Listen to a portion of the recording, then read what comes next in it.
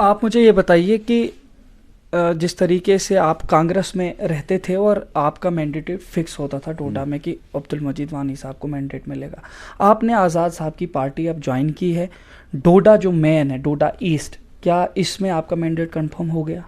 देखिए, मैंडेट तो वो मैंडेट लोगों के पास होता है। जिस इंसान को लोग चाहेंगे मैंडेट देंगे, लोगों का मैंडेट दिया हुआ पार्टी रिकग्नाइज करती। लेकिन क्या लगता है आपको? मैं इंशाल्लाह, मैंने पहले भी 3 बार लड़ा है, 2 बार जीता हूँ, मिनिस्टर बना हूँ, एमएलए बना हूँ, 1 बार हारा हूँ, वो भी उस वक्त मोदी साहब की वेव थी, मोदी साहब की वेव के बरअक्स। लेकिन उस वक्त तमाम रियासत जम्मू कश्मीर में, क्या तमाम हिंदुस्तान में एक ऐसी हवा चली थी जो मोदी साहब के हक़ में थी, उनके मुकद्दर में थी। उन्होंने जीता, वहाँ भी जीता, यहाँ पे भी जीता और जम्मू के अंदर भी जीता।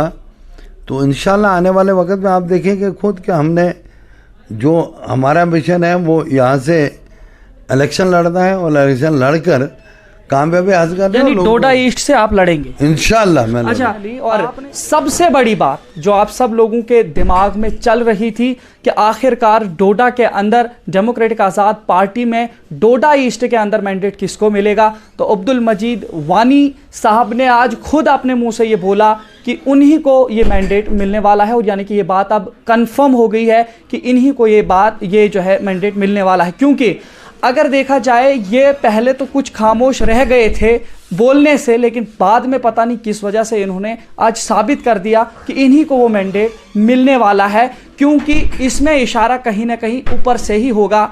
और सबसे बड़ी बात अगर हम आपको बताने की कोशिश करेंगे, अलग बात है कि इन्होंने हमारे साथ ये चीज़ शेयर नहीं की, लेकिन अगर देखा जाए जम्मू कश्मीर में जिस वक्त आज़ाद साहब ने इस्तीफे की बात की, यहाँ के जितने लीडरान थे, काफ़ी सारे लोगों ने उसी वक्त इस्तीफे दिए थे, लेकिन इन्होंने डिप्टी चीफ मिनिस्टर जो साहब का ताराचंद जी थे, उनके हमरा और मुख्तलिफ और काफ़ी सारे कांग्रेस के बड़े बड़े लीडरान गुलाम नबी आज़ाद साहब के पास गए, वहाँ पे मीटिंग की। हमें ऐसा लग रहा है कि शायद वहाँ पे ओहदो पायमान मैंडेट का भी हुआ होगा, तब जाकर के आज इन्होंने साफ तौर पर यह वाज़ेह कर दिया कि मैंडेट डोडा ईस्ट से इन्हीं को मिलेगा। अस्सलाम वालेकुम, आदाब नाजरीन, शोम चैनल डोडा से मैं आपका मेज़बान इदरीस फलाही। डेमोक्रेटिक आज़ाद पार्टी बनने के बाद अब्दुल मजीद वानी साहब हमारे साथ पहली बार डोडा के अंदर इंटरव्यू में बैठे हैं, क्योंकि आप सबको मालूम है कि अभी तक इनके जितने भी इंटरव्यूज़ हमने लिए थे वो कांग्रेस के ओहदेदार की हैसियत से लिए थे, और पहली बार इन्हें हम डेमोक्रेटिक आज़ाद पार्टी के एक ओहदेदार या एक मेंबर की हैसियत से ले रहे हैं। इन्हीं से पूरे सवालात लेने की कोशिश करेंगे, लेकिन इनसे पार्टी से ज़्यादा हम शख्सी सवालात भी करेंगे, चूँकि इनका जो इलाका है उसमें जो तरक्याती काम रुके हुए हैं, इनकी उन पर क्या नज़र है, और आइंदा आने वाले इंतखाबात के बाद अगर ये जीत जाते हैं या इन्हें मैंडेट मिल जाता है पार्टी से लड़ने के लिए, तो किस तरीके से ये उन तमाम उमूर को अंजाम देंगे जो रह गए हैं और जिन पर बार बार सियासत की जाती है। क्या ये उस सियासत को ख़त्म करने का काम करेंगे या नहीं? फ़िलहाल सबसे पहले आपका इस्तकबाल। बहुत बहुत शुक्रिया आपका। आपने कहा कि जब भी इंटरव्यू आप करते थे बहैसियत कांग्रेस के एक ज़िम्मेदार के, मैं आपके सवालों का जवाब देता था, लेकिन आज आपको मालूम है कि गुलाम नबी आज़ाद साहब ने पार्टी बनाई, जिस पार्टी का नाम डेमोक्रेटिक आज़ाद पार्टी है, जिसकी वजाहत आज भी आपने देखा सुना कि हर एक आदमी ने की, और जो कि खुद गुलाम नबी आज़ाद साहब को चाहते थे, यहाँ का गरीब, यहाँ का लाचार, यहाँ का बीमार, यहाँ की शख्सियात, यहाँ का वक्त जो ढूंढ रहा था, जो अधूरे काम, अधूरा mission बहैसियत chief minister Ghulam Nabi Azad साहब ने शुरू किया था। रियासत जम्मू कश्मीर में एक तारीख राकब की थी, और शायद न उससे पेशतर किसी ने की थी, शायद न उसके बाद किसी ने की। और आपको ये मालूम है कि गुलाम नबी आज़ाद साहब ने किस कदर एक रुझान पैदा किया था रियासत जम्मू कश्मीर के अंदर, कि जो हालात उस वक़्त जम्मू कश्मीर में थे उनके साथ कैसे उन्होंने मुकाबला किया और उसके साथ साथ उन्होंने कैसे तामीराती काम सर अंजाम दिए, जिनका ज़िंदा मिसाल आज भी लोगों तक है और लोगों को मालूम है कि कहाँ वज़ीर कमीशन 2 डिस्ट्रिक्ट रिकमेंड करता था, उससे ऊपर उठकर गुलाम नबी आज़ाद साहब ने 8 डिस्ट्रिक्ट बनाए। ये आसान काम नहीं था। उसके बाद तहसीलों का बनाना, ब्लॉक्स का बनाना और गरीब नादार लोगों के लिए मनरेगा की स्कीम को लाना, इंट्रोड्यूस करना, लोगों तक पहुंचाना। और उसके अलावा जब भी आपको मालूम है कि तमाम अस्वाल डिस्ट्रिक्ट डोडा और कुछ इलाके कश्मीर के अंदर, कुछ इलाके जम्मू के अंदर जो हमेशा नागानी आफात के शिकार रहे हैं, और उस वक़्त भी आज़ाद साहब ने तमाम लोगों के लिए 1 साल का राशन फ्री किया था। बहुत सारे काम, बहुत सारे कार्य जो आज़ाद साहब ने किए, वो आपको मालूम है कि ये लोगों की दुआएं थी कि आज़ाद साहब वापस आएँ और जो अधूरे काम आज़ाद साहब छोड़ गए हैं उनको किसी न किसी तरीके से वो पूरा कर सकें, जिसके लिए आज़ाद साहब को मजबूरन वापस आना पड़ा और पार्टी बनानी पड़ी। और पार्टी के अंदर उन्होंने बिल्कुल क्लियर कट साफ शब्दों में बोल दिया है कि अगर गुलाम नबी आज़ाद साहब इस वक्त भी 20 घंटा काम करते हैं तो उनके जो भी ओहदेदार या ज़िम्मेदार हों उनको वो 20 घंटे काम करना होगा, ताकि पार्टी बनाने से मसाइल हल नहीं होते हैं, लोगों के पास पहुंचकर मुश्किलात का हल और अजाला हो सकता है। उसके लिए हमने आज़ाद साहब के साथ पहले भी हम जुड़े थे, और जब आज़ाद साहब ने पार्टी बनाई हमने भी मजबूर किया, बल्कि लोगों की दुआओं ने उनको मजबूर किया वापस आने के लिए, ताकि इस मिशन को, जो लोगों के अधूरे काम हैं वो पूरा हो सकें। तो उसके लिए गुलाम नबी आज़ाद साहब ने अपने आप को वक्फ किया है रियासत जम्मू कश्मीर के लिए, जबकि वो नेशनल लीडर थे और इंटरनेशनल पहचान थी। बैरूनी ममालिक में भी लोग और वहाँ के जो भी सरकारें हैं वो आज़ाद साहब को जानती हैं। देखिए वानी साहब, ये तो हो गया कि आज़ाद साहब के हवाले से आपने उनके उमूर की अंजामदही के हवाले से बात की, लेकिन मैं आपसे जानना चाहूँगा कि आपका कांग्रेस छोड़ने का कारण क्या रहा। आपने तो ये बताया कि आज़ाद साहब ने छोड़ दिए इसलिए, और दूसरी बात मैं आपसे ये जानना चाहूँगा, सब जितने भी आपके जैसे सरूड़ी साहब हैं या बाकी कश्मीर के कुछ लीडरान थे, यहाँ के आपके छोटे मोटे कुछ लीडरान थे चिनाब बेल्ट के, उन लोगों ने आज़ाद साहब की पार्टी के इस्तीफे के फ़ौरन बाद इस्तीफे दिए थे। लेकिन देखा यह गया था पहले वाहिद आप एक ऐसे लीडर थे जिन्होंने 3-4 दिन तक वेट करने के बाद ताराचंद जी के साथ दिल्ली में जा कर के इस्तीफ़ा दिया। ऐसा क्यों था? नहीं, देखिए, आज़ाद साहब ने जब इस्तीफ़ा दिया तो एक हलचल सी हो गई तमाम रियासत जम्मू कश्मीर के अंदर कि गुलाम नबी आज़ाद साहब ने जिस पार्टी के लिए काम किया, 51 बरस एक पार्टी को बनाया, काम किया, और जहाँ पे भी पार्टी ने उनको जिम्मेदारियाँ दी उन जिम्मेदारियों को उनने बखूबी हर रियासत के अंदर अंजाम दिया। जहाँ तक ताल्लुक़ है, हमने 2 दिन के बाद क्यों इस्तीफ़ा दिया, मैं रियासत के साबका डिप्टी चीफ मिनिस्टर और साबका minister doctor Manohar Lal ji, deputy chief minister Tarachand जी, साबका एमएलए बलवान सिंह जी और हमारे साबका मिनिस्टर गावड़ राम जी, हम सब लोग इकट्ठे चले गए दिल्ली। तो हमने ये पहले गुजारिश की आज़ाद साहब से कि आपने पार्टी क्यों छोड़ी, क्या वजूहात हैं कि आपने पार्टी को छोड़ा, और पार्टी को अगर छोड़ा तो किस बुनियाद पे छोड़ा। तो उसकी वजाहत आज़ाद साहब ने की कि मैंने वक्तन फ़वक्तन अपनी पार्टी के अंदर बात की और ऐसे हालात जो हमारी पार्टी के साथ हो रहे थे उनका ज़िक्र किया ताकि इनका अजाला किया जाए, मगर वहाँ पे बात सुनी नहीं गई या बातों पे ध्यान नहीं दिया गया। उस कारण मुझे मजबूर होना पड़ा कि मैं रियासत जम्मू कश्मीर के अंदर वापस जाकर जो मिशन हमने शुरू किया था वो मिशन उसको पूरा करें। ईमानदारी और दयानतदारी से। उन्होंने उस वक्त भी कहा मेरे साथ वो लोग आए जो अपने आप को वक्फ करेंगे कि लोगों की तामीर और तरक्की के लिए, गरीबों की गुर्बत में कुछ सहायता करने के लिए। उसके ऊपर हम सब लोगों ने रिज़ाइन किया, दिल्ली से वापस आए।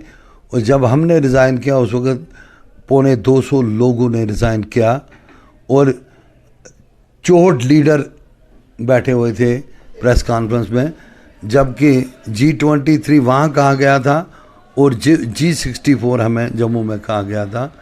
तो हमने आज़ाद साहब की शख्सियत को, आज़ाद साहब के कद को, आज़ाद साहब की काबिलियत को, आज़ाद साहब के विचारों को, आज़ाद साहब के काम करने के तरीक़े को लबैक कहा और पार्टी ज्वाइन की। और इस वक्त भी आज़ाद साहब तब भी हमारे लीडर थे, आज भी हैं और आने वाले वक्त में मेरे। एक सवाल आपसे ये भी पूछना चाहूँगा, आप दिल्ली में गए तो क्या अहदो पैमान आज़ाद साहब के साथ आप सब लीडरान के रहे जो आप दिल्ली गए थे? देखिए, आज़ाद साहब के साथ जो आज़ाद साहब का मिशन है, उनका मिशन, उन्होंने कहा था कि बहैसियत चीफ मिनिस्टर जो काम उनके अधूरे रहे हैं और लोगों के मुश्किलात जो बदस्तूर और भी हालात जो हैं, हालात जो बदस्तूर ख़राब होते जा रहे थे और मुश्किलात का हल, मुश्किलात का अजाला कहीं किसी जगह उनको देख नहीं रहा था। वो दिखने के बावजूद भी उन्होंने बड़ी कोशिशें की कि पार्लियामेंट के अंदर भी इन चीज़ों को उजागर किया जाए, पार्लियामेंट के बाहर भी उन्होंने वो चलाते रहे। और जब दफ़ा 370 जो बीजेपी का एजेंडा था, मंशूर था, उसको मनसूख जब किया गया तब भी आज़ाद साहब ने कोशिश की रियासत जम्मू कश्मीर में आने की, लेकिन उनको आने नहीं दिया गया। जबकि सुप्रीम कोर्ट की, ऑनरेबल सुप्रीम कोर्ट की इजाज़त से वो आए और लोगों का हाल पुरसान करने के लिए, लोगों को मिलने के लिए उन्होंने हमेशा एक दर्द जो उनके दिल में है, रियासत जम्मू कश्मीर की हो या हिंदुस्तान के लोगों की हो, एक सेकुलर इंसान, एक सेकुलर लीडर, एक मैच्योर लीडर, एक काबिल लीडर और उसकी काबिलियत और उसके जो काम हैं, कार्य हैं, उस वजह से हम सारे लोग जो हैं उनसे जुड़े हैं। लेकिन हमारा मिशन ये है कि जो आज़ाद साहब के फैसले हों उनको लबैक करना, आज़ाद साहब के साथ चलना, आज़ाद साहब की हर बात को मानना।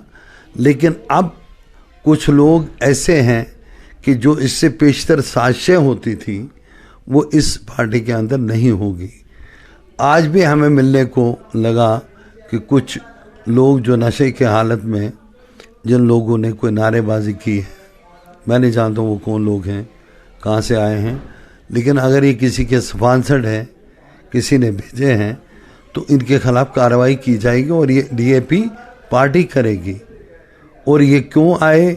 क्योंकि यहाँ पे एक मीटिंग थी, यहाँ पे तमाम लोग आए थे, पार्टी का अपना एक मिशन था, पार्टी का मंशूर था, जिस मंशूर के ऊपर हम इकट्ठे होकर बात करना चाहते थे। तो मुझे नहीं मालूम, मैं तो अंदर था बैठा हुआ, तो मुझे किसी ने कहा, मैं इन चीज़ों को तरजीह नहीं देता हूँ। ये लोग आते हैं, जाते हैं, पार्टियाँ चलती हैं, पार्टियों में जो पार्टी बनाने वाला इंसान है, जिस व्यक्ति की, जिस इंसान की शख्सियत, जिस इंसान का कद, जो तमाम हिंदुस्तान में, बाहरों ममालिक में भी माना जाता है, उनको पता है कौन सी ईंट किस जगह काम आ सकती है।